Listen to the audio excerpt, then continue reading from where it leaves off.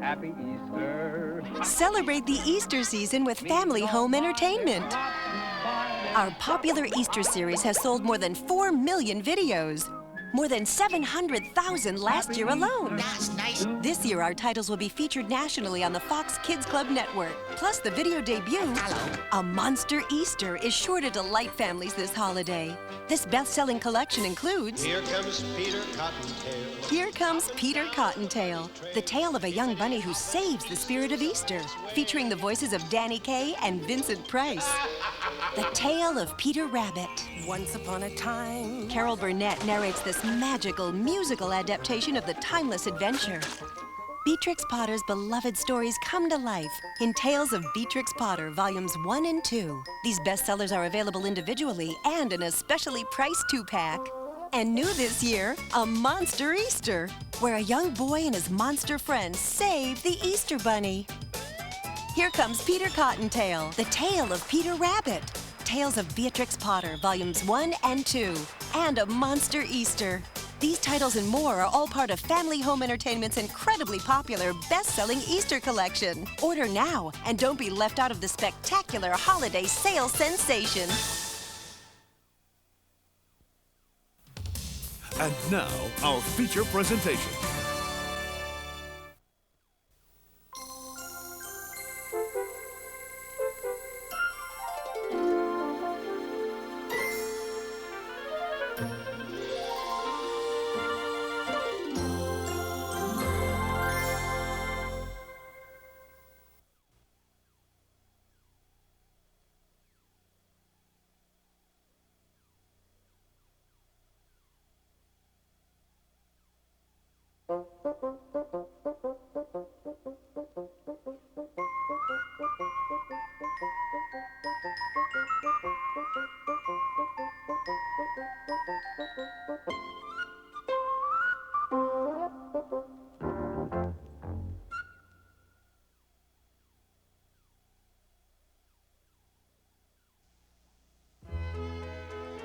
Once upon a time, there were 3 little kittens, and their names were Mittens, Tom Kitten, and Moppet. They had dear little fur coats of their own, and they tumbled about the doorstep and played in the dust.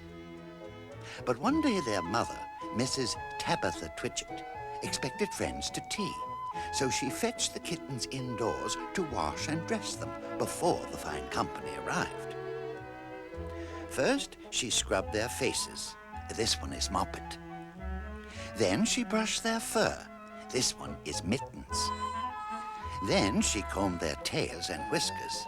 Now this is Tom Kitten. Tom was very naughty, and he scratched. Mrs. Tabitha dressed Moppet and Mittens in clean pinafores and tuckers. And then she took all sorts of elegant, uncomfortable clothes out of a chest of drawers in order to dress up her son, Thomas. Tom Kitten was very fat, and he had grown. Several buttons burst off. His mother sewed them on again. When the 3 kittens were ready, Mrs. Tabitha unwisely turned them out into the garden to be out of the way while she made hot buttered toast. Now keep your frocks clean, children. You must walk on your hind legs. Keep away from the dirty ash pit, and from Sally Hennypenny, and from the pigsty and the puddle ducks. Moppet and Mittens walked down the garden path unsteadily. Presently they trod upon their pinafores and fell on their noses. When they stood up, there were several green smears. "Let us climb up the rockery and sit on the garden wall," said Moppet. They turned their pinafores back to front and went up with a skip and a jump. Moppet's white tucker fell down into the road. Tom Kitten was quite unable to jump when walking upon his hind legs in trousers. He came up the rockery by degrees, breaking the ferns and shedding buttons right and left. He was all in pieces when he reached the top of the wall. Moppet and Mittens tried to pull him together. His hat fell off, and the rest of his buttons burst. While they were in difficulties, there was a pit-pat, paddle-pat, and the three puddle ducks came along the hard, high road, marching one behind the other and doing the goose step. Pit-pat, paddle-pat, pit-pat, waddle-pat. They stopped and stood in a row and stared up at the kittens. They had very small eyes and looked surprised. Then the two duck birds, Rebecca and Jemima Puddle Duck, picked up the hat and tucker and put them on. Mittens laughed so that she fell off the wall. Moppet and Tom descended after her. The pinafores and all the rest of Tom's clothes came off on the way down. "Come, Mr. Drake Puddle Duck," said Moppet. "Come and help us to dress him. Come and button up Tom." Mr. Drake Puddle Duck advanced in a slow, sideways manner and picked up the various articles. But he put them on himself. They fitted him even worse than Tom Kitten. "It's a very fine morning," said Mr. Drake Puddle Duck. And he and Jemima and Rebecca Puddle Duck set off up the road, keeping step. Pit, pat, paddle, pat, pit, pat, waddle, pat. Then Tabitha Twitchit came down the garden and found her kittens on the wall with no clothes on. She pulled them off the wall and took them back to the house. "My friends will arrive in a minute, and you are not fit to be seen. I am affronted," said Mrs. Tabitha Twitchit. She sent them upstairs, and I am sorry to say she told her friends that they were in bed with the measles, which was not true. Quite the contrary. They were not in bed, not in the least. Somehow, there were very extraordinary noises overhead, which disturbed the dignity and repose of the tea party. And I think that someday I shall have to make another, larger book to tell you more about Tom Kitten. As for the puddle ducks, they went into a pond. The clothes all came off directly because there were no buttons. And Mr. Drake Puddle Duck and Jemima and Rebecca have been looking for them ever since.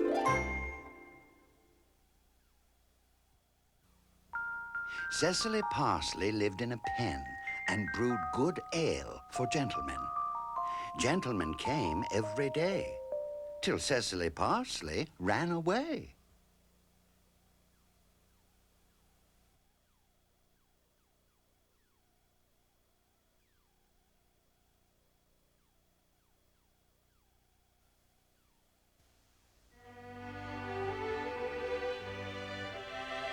Once upon a time, there were 4 little rabbits, and their names were Flopsy, Mopsy, Cottontail, and Peter. They lived with their mother in a sandbank underneath the root of a very big fir tree. "Now, my dears," said old Mrs. Rabbit one morning, "you may go into the fields or down the lane, but don't go into Mr. McGregor's garden. Your father had an accident there. He was put in a pie by Mrs. McGregor. Now run along and don't get into mischief. I am going out." Then old Mrs. Rabbit took a basket and her umbrella and went through the wood to the baker's. She bought a loaf of brown bread and 5 currant buns. Flopsy, Mopsy, and Cottontail, who were good little bunnies, went down the lane to gather blackberries. But Peter, who was very, very naughty, ran straight away to Mr. McGregor's garden and squeezed under the gate. First he ate some lettuces and some French beans, and then he ate some radishes. And then, feeling rather sick, he went to look for some parsley. But round the end of a cucumber frame, whom should he meet but Mr. McGregor? Mr. McGregor was on his hands and knees planting out young cabbages, but he jumped up and ran after Peter, waving a rake and calling out, "Stop thief!" Peter was most dreadfully frightened. He rushed all over the garden, for he'd forgotten the way back to the gate. He lost one of his shoes among the cabbages and the other shoe amongst the potatoes. After losing them, he ran on 4 legs and went faster, so that I think he might have got away altogether if he had not unfortunately run into a gooseberry net and got caught by the large buttons on his jacket. It was a blue jacket with brass buttons, quite new. Peter gave himself up for lost and shed big tears. But his sobs were overheard by some friendly sparrows, who flew to him in great excitement and implored him to exert himself. Mr. McGregor came up with a sieve, which he intended to pop upon the top of Peter. But Peter wriggled out just in time, leaving his jacket behind him, and rushed into the tool shed and jumped into a can. It would have been a beautiful thing to hide in if it had not had so much water in it. Mr. McGregor was quite sure that Peter was somewhere in the tool shed, perhaps hidden underneath a flower pot. He began to turn them over carefully, looking under each.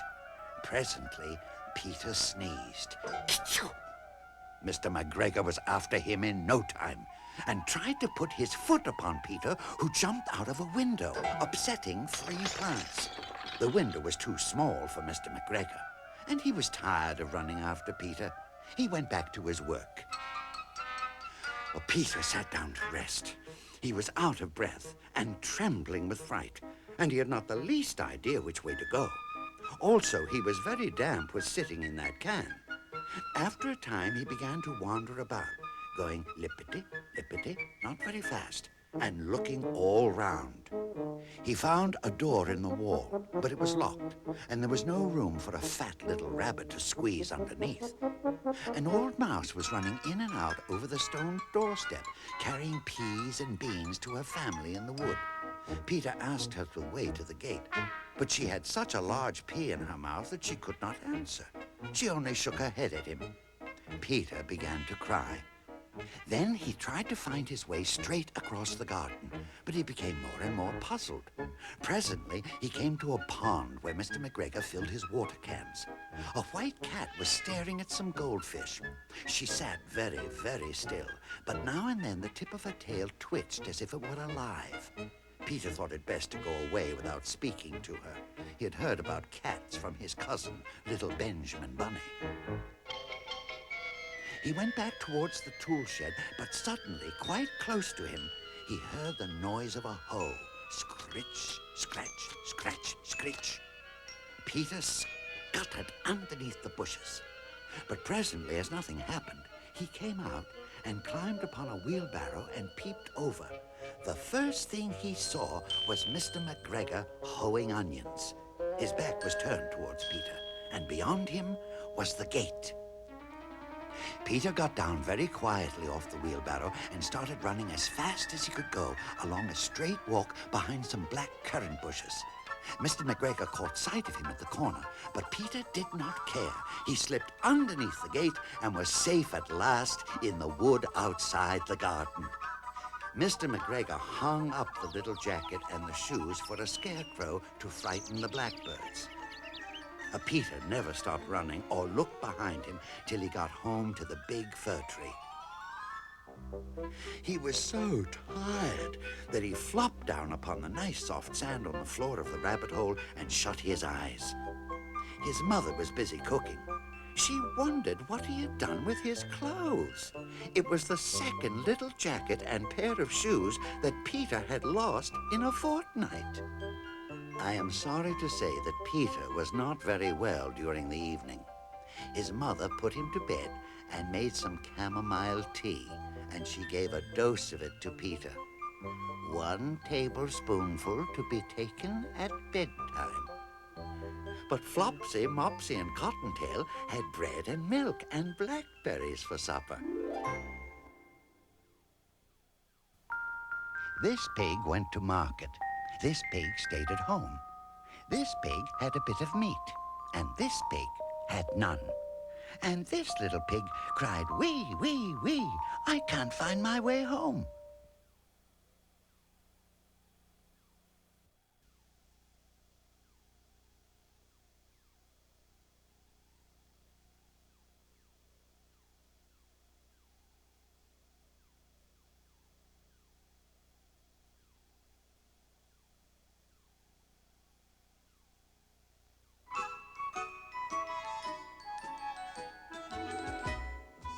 Once upon a time, there was a very beautiful doll's house.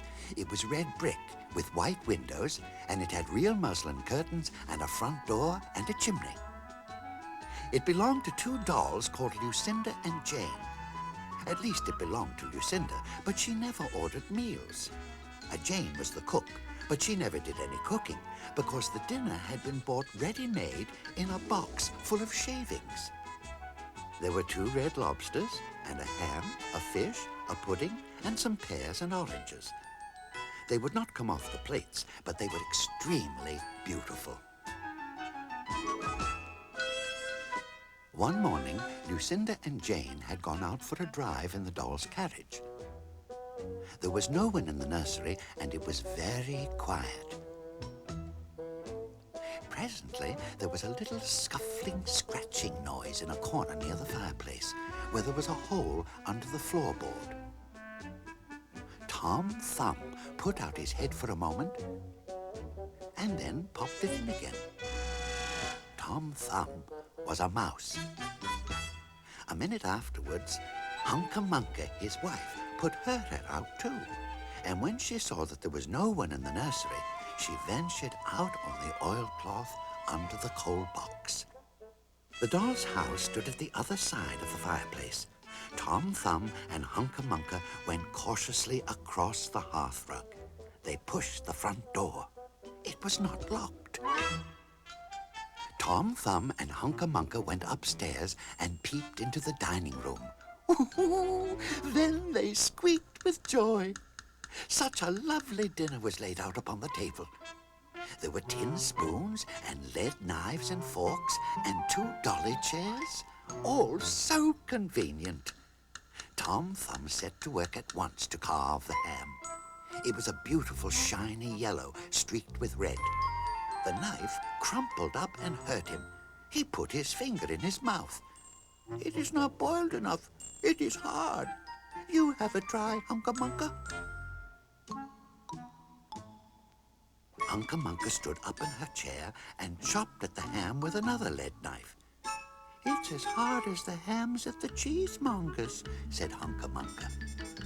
The ham broke off the plate with a jerk and rolled under the table. Leave it alone, said Tom Thumb. Give me some fish, Hunca Munca. Hunca Munca tried every tin spoon in turn. The fish was glued to the dish. Then Tom Thumb lost his temper. He put the ham in the middle of the floor and hit it with the tongs and with the shovel. Bang, bang, smash, smash. The ham flew all into pieces, for underneath the shiny paint, it was made of nothing but plaster. Then there was no end to the rage and disappointment of Tom Thumb and Hunca Munca. They broke up the pudding, the lobsters, the pears, and the oranges. As the fish would not come off the plate, they put it into the red-hot, crinkly paper fire in the kitchen. But it would not burn either. Tom Thumb went up the kitchen chimney and looked out at the top. There was no soot. While Tom Thumb was up the chimney, Hunca Munca had another disappointment. She found some tiny canisters upon the dresser labeled rice, coffee, currant. But when she turned them upside down, there was nothing inside except red and blue beads. Then those mice set to work to do all the mischief they could, especially Tom Thumb. He took Jane's clothes out of the chest of drawers in her bedroom and he threw them out of the top floor window. But Hunca Munca had a frugal mind. After pulling half the feathers out of Lucinda's bolster, she remembered that she herself was in want of a feather bed. With Tom Thumb's help, she carried the bolster downstairs and across the hearthrug. It was difficult to squeeze the bolster into the mouse hole, but they managed it somehow. Then Hunca Munca went back and fetched a chair, a bookcase, a birdcage, and several small odds and ends. The bookcase and the birdcage refused to go into the mouse hole. Hunca Munca left them behind the coal box and went to fetch a cradle. Hunca-Munca was just returning with another chair when suddenly there was a noise of talking outside upon the landing. The mice rushed back to their hole, and the dolls came into the nursery. What a sight met the eyes of Jane and Lucinda.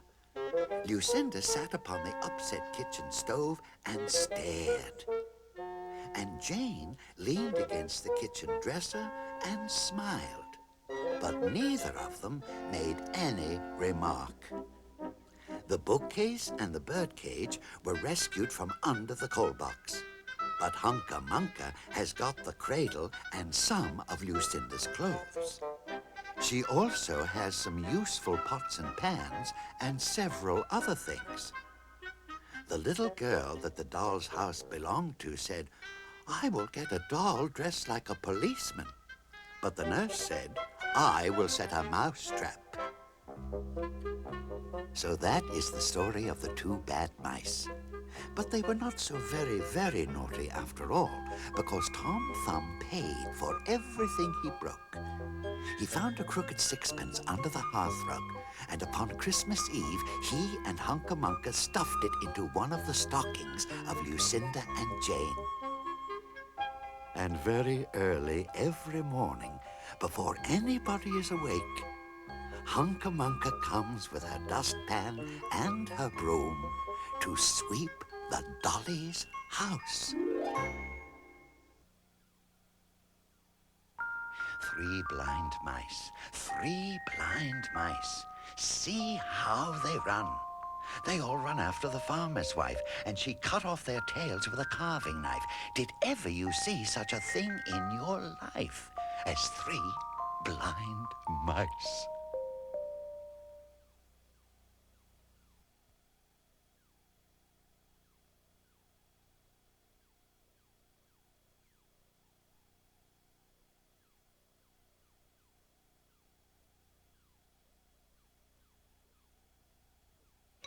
This is a pussy called Miss Moppet. She thinks she has heard a mouse. This is the mouse peeping out behind the cupboard and making fun of Miss Moppet. He is not afraid of a kitten.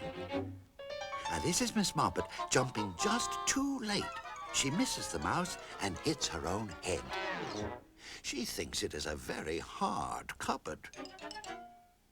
The mouse watches Miss Moppet from the top of the cupboard. Miss Moppet ties up her head in a duster and sits before the fire. The mouse thinks she is looking very ill. He comes sliding down the bell pull. Miss Moppet looks worse and worse. The mouse comes a little nearer. Miss Moppet holds her poor head in her paws and looks at him through a hole in the duster. The mouse comes very close. And then all of a sudden, Miss Moppet jumps upon the mouse. And because the mouse has teased Miss Moppet thinks she will tease the mouse, which is not at all nice of Miss Moppet. She ties him up in the duster and tosses it about like a ball. But she forgot about that hole in the duster. And when she untied it, there was no mouse. He has wriggled out and run away. And he's dancing a jig on the top of the cupboard. The end. Pussycat sits by the fire. How should she be fair? In walks the little dog. Says, "Pussy, are you there?" "How do you do, Mistress Pussy?" "Mistress Pussy, how do you do?" "I thank you kindly, little dog. I fare as well as you."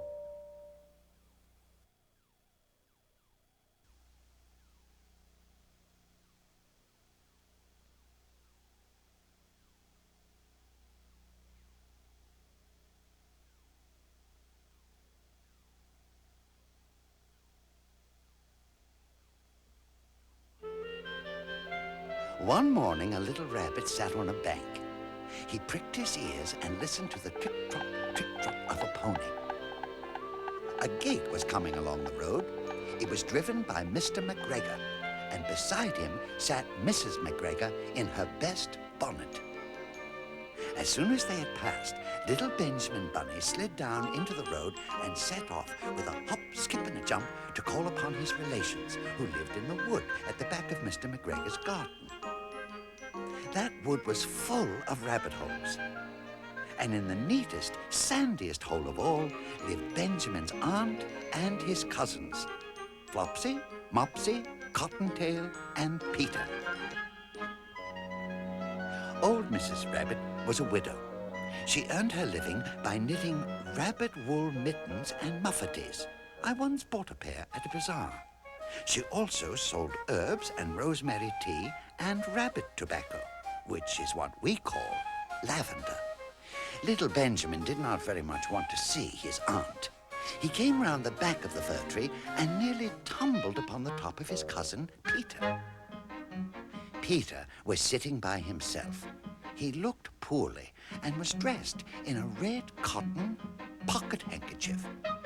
"Peter," said little Benjamin in a whisper, "who has got your clothes?" Peter replied, "The scarecrow in Mr. McGregor's garden," and described how he had been chased about the garden and had dropped his shoes and coat.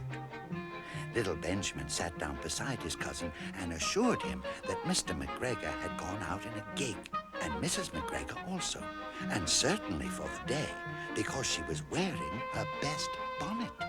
Peter said he hoped that it would rain.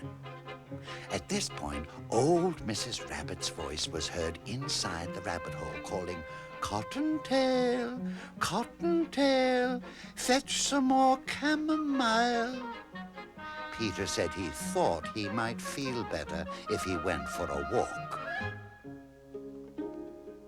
They went away hand in hand and got upon the flat top of the wall at the bottom of the wood. From here, they looked down into Mr. McGregor's garden. Peter's coat and shoes were plainly to be seen upon the scarecrow, topped with an old tam-o'-shanter of Mr. McGregor's. Little Benjamin said, "It spoils people's clothes to squeeze under a gate. The proper way to get in is to climb down a pear tree." Peter fell down head first, but it was of no consequence, as the bed below was newly raked and quite soft. It had been sown with lettuces. They left a great many odd little footmarks all over the bed, especially little Benjamin, who was wearing clogs. Little Benjamin said that the first thing to be done was to get back Peter's clothes in order that they might be able to use the pocket handkerchief. They took them off the scarecrow.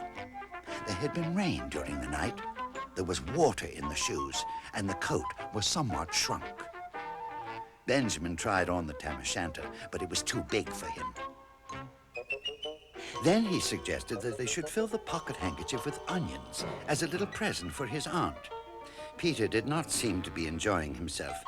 He kept hearing noises. Benjamin, on the contrary, was perfectly at home and ate a lettuce leaf.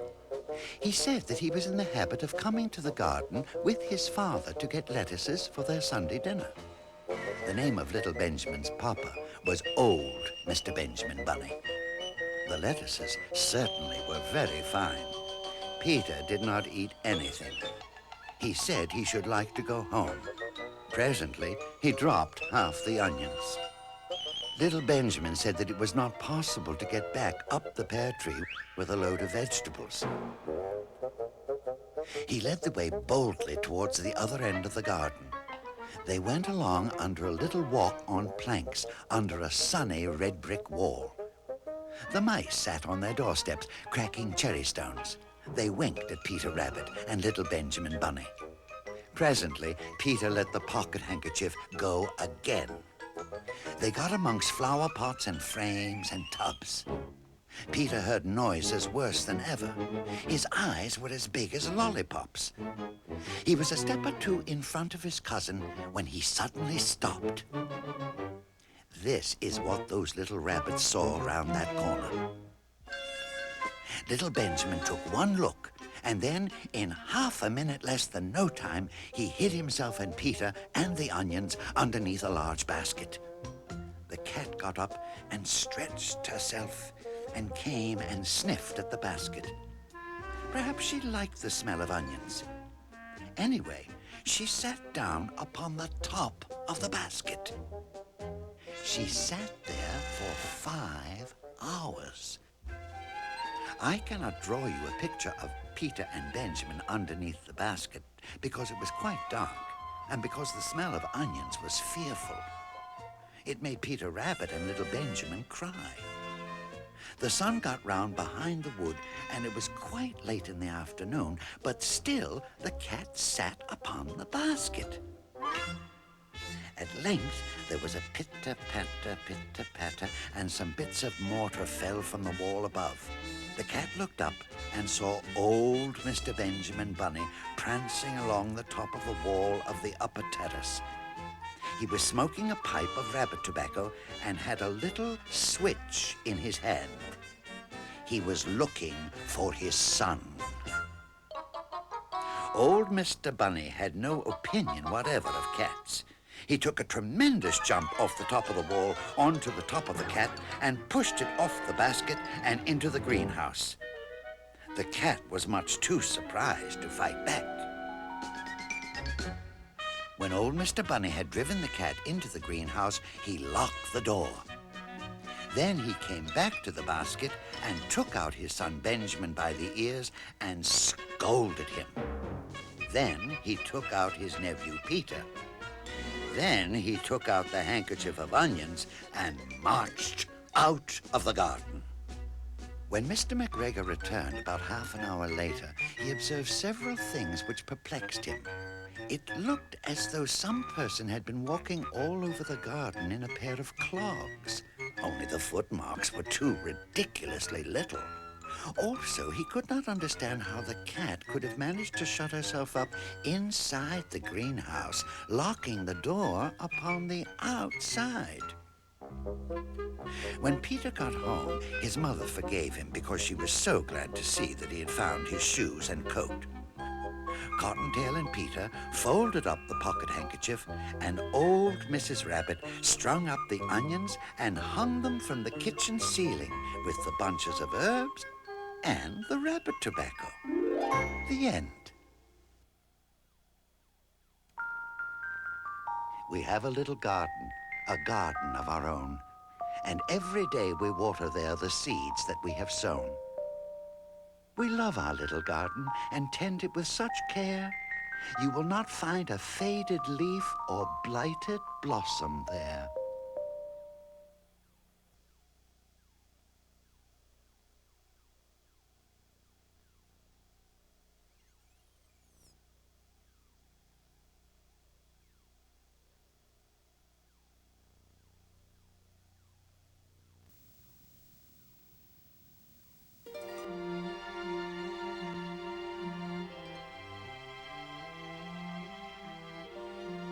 Once upon a time, there was a frog called Mr. Jeremy Fisher.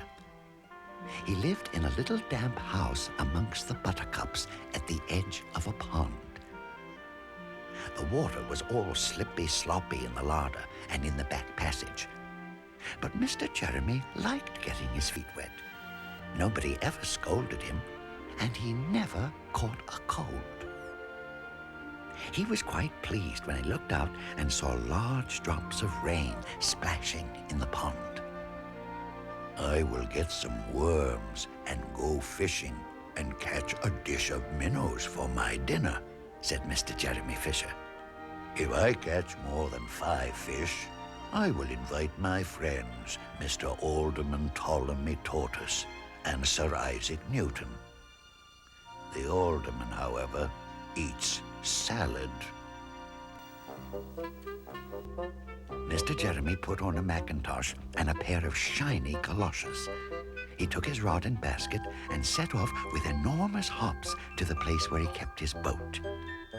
The boat was round and green and very like the other lily leaves. It was tied to a water plant in the middle of the pond.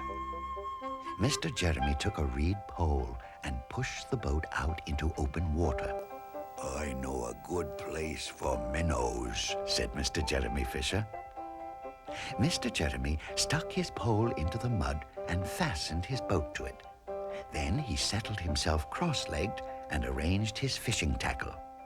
He had the dearest little red float. His rod was a tough stalk of grass.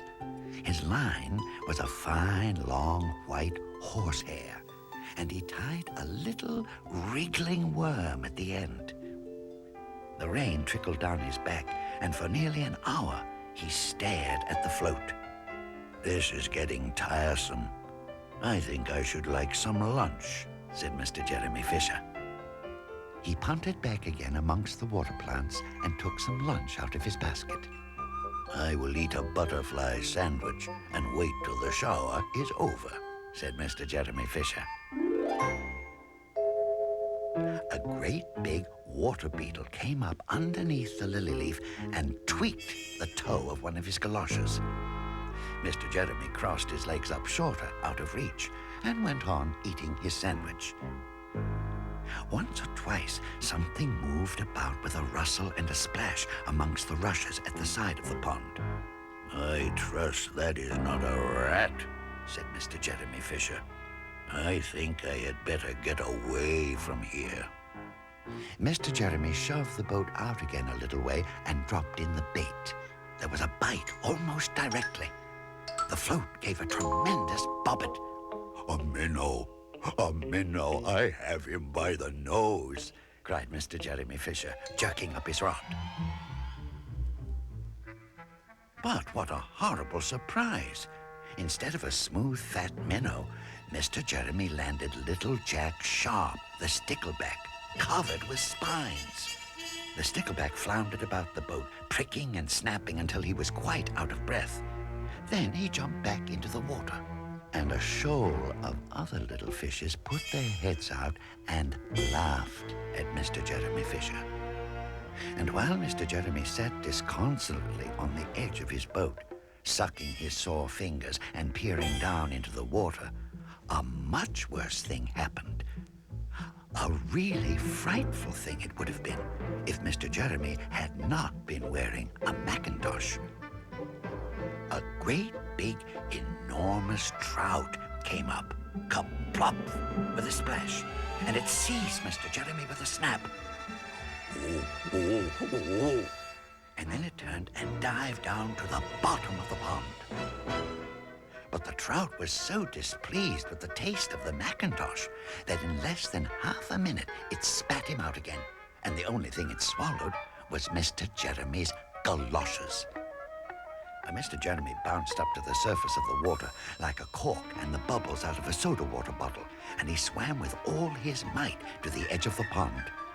He scrambled out on the first bank he came to, and he hopped home across the meadow with his Macintosh all in tatters.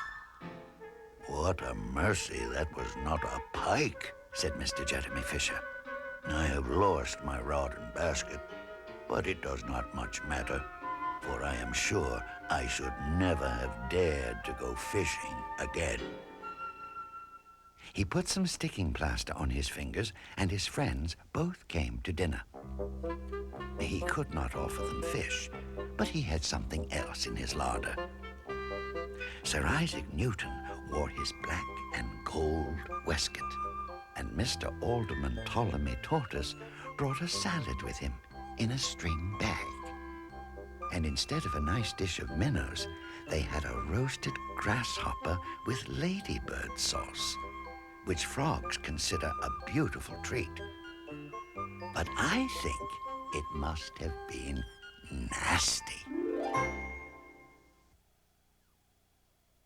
Now I have something very special for you, a read-along of Cecily Parsley's rhymes.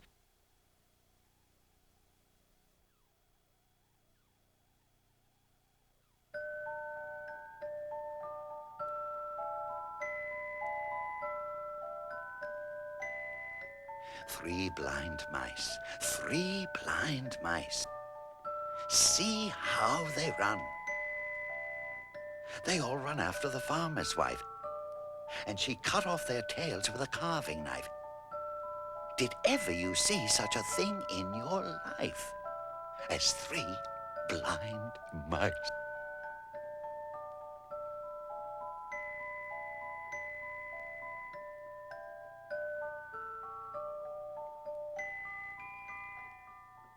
Bow, wow, wow. Whose dog art thou? I'm little Tom Tinker's dog. Bow, wow, wow.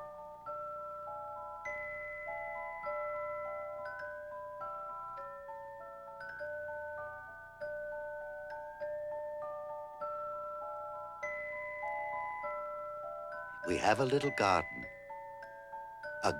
of our own.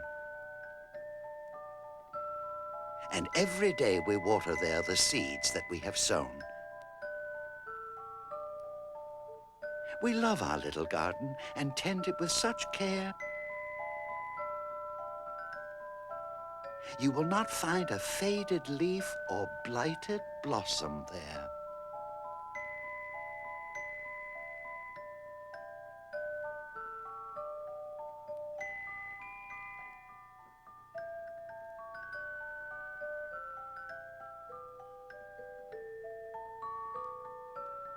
Goosey, goosey, gander, whither will you wander? Upstairs and downstairs, and in my lady's chamber.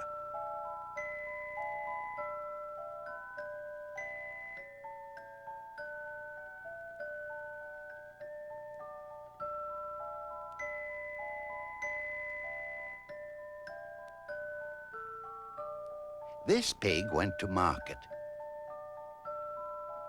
This pig stayed at home. This pig had a bit of meat. And this pig had none. This little pig cried, wee, wee, wee. I can't find my way home.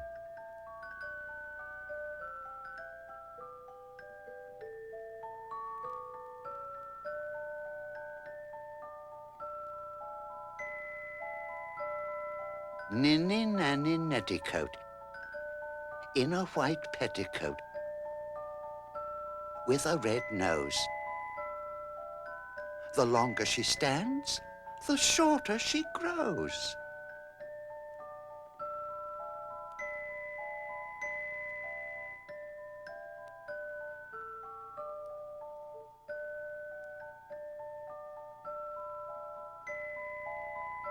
Pussycat sits by the fire. How should she be fair? In walks the little dog. Says, Pussy, are you there? How do you do, Mistress Pussy? Mistress Pussy, how do you do? I thank you kindly, little dog. I fare as well as you.